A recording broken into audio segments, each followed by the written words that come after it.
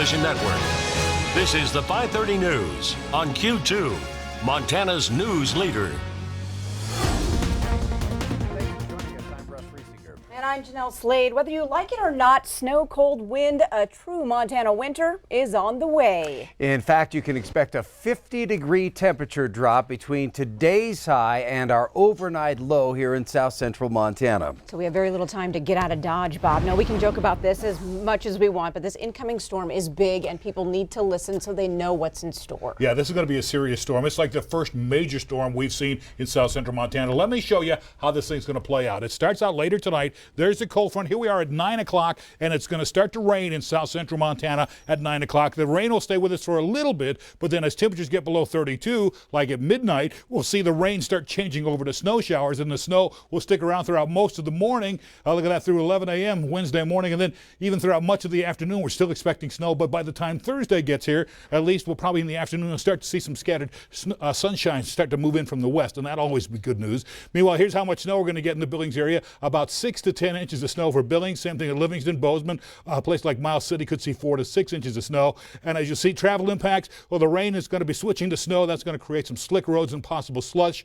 Also, we're looking at maybe some snow loading on trees and power poles. Could lose power because of this. And plus, it's going to be very cold. Could see some new record low temperatures as we head into Wednesday and Thursday. We'll have more about that coming up in a few more minutes.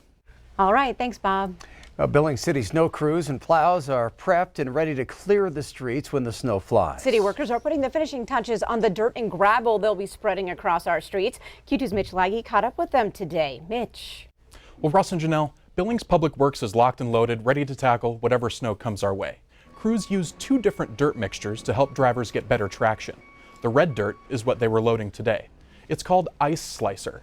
This dirt is taken straight from the earth and has a higher concentration of potassium and magnesium to help melt snow and ice.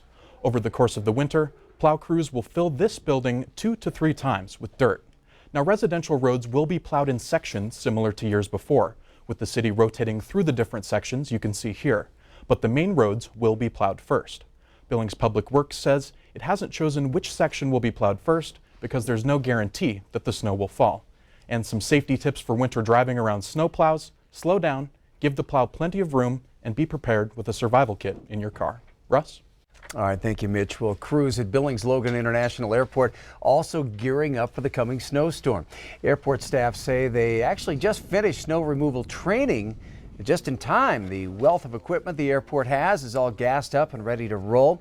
19 crew members make up a 24-hour shift to clear the runways, along with other staff removing snow from common areas. With the snow expected to hit in the prime traveling hours for aircraft, airport staff says that they are ready for whatever Mother Nature throws at them. We're ready for it.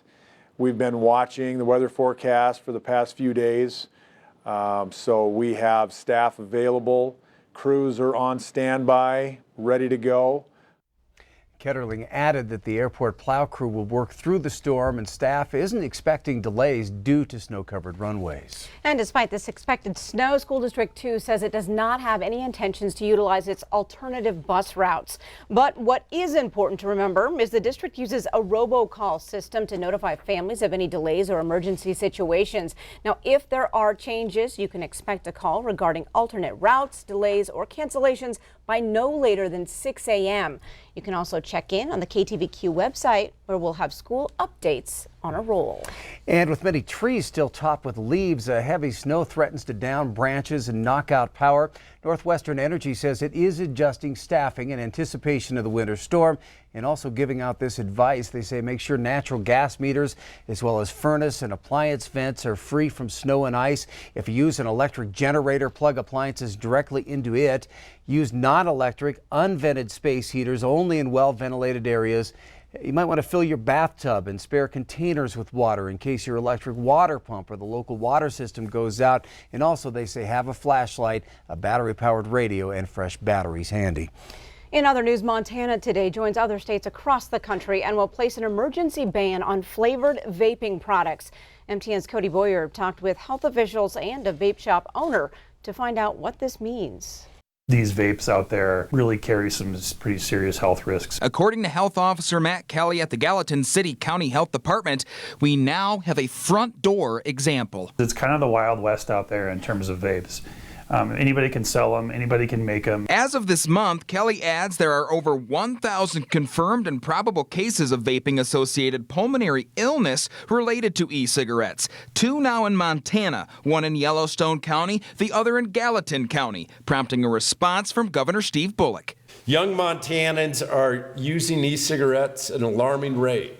Today I choose action. The emergency rules impact all flavored vaping and e-cigarette products, both sold online and in stores. 120 days. It puts all of those shops out of business. We met Ron Marshall at his Bozeman vape shop, Freedom Vapes, in September. Today, we caught up with them on the road. Now, he and his wife are concerned. You're banning flavored nicotine vaping products because of an illegal substance on the street. Doesn't make any sense. The Marshalls who run the business here out of Bozeman say that this will almost certainly mean their open signs will have to go off. People who have risked everything to open these shops to help adults quit smoking are now going to be on the unemployment line. According to the ban, anyone who would violate the rules could be charged with a misdemeanor. Kelly says with kids sneaking the habit, the issues are real. As for the Marshalls, they ask at what cost. You only get one set of lungs, and you should take care of them. Well, we're filing lawsuits. There will be less lawsuits. Attorneys have already been contacted. You cannot blame one thing on another. In Bozeman, Cody Boyer, MTN News.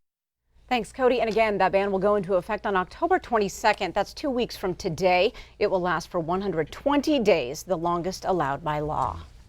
It has been 1 week since a Laurel woman left her late-night job and never made it home. 57-year-old Lori Bray found murdered west of town. And still tonight, no one is facing charges for her death. Today, Q2's Zoe Zandora talked with community members and local law enforcement to find out what's being done to ease concerns. Zoe. Yeah, I spoke with Yellowstone County Sheriff Mike Linder to follow up and see if there's been any new information. Linder says that no arrests have been made at this time, and evidence has already been taken to the crime lab in Missoula. This being after the body of 57-year-old Lori Bray was discovered last Wednesday night, October 2nd. Bray was last seen leaving the Cedar Ridge Casino on South 1st Avenue in Laurel at 12:30 a.m. Tuesday. Her vehicle found later that morning near the Yellowstone National Cemetery. Her body discovered about 2 miles away near the intersection of Yard Office Road and Ridge Drive. No suspect in custody is not easing the minds of some Laurel residents. I reached out to some members in the community and some who work in the bar and casino industry like Bray did, and they say they are scared. The fact is, there's a killer on the loose. Laurel Police Chief Stan Langvey says they are making extra efforts to try to ease concerns for members in the community. Large impact on the community. Everybody's fears, of course, are heightened. Awareness is heightened.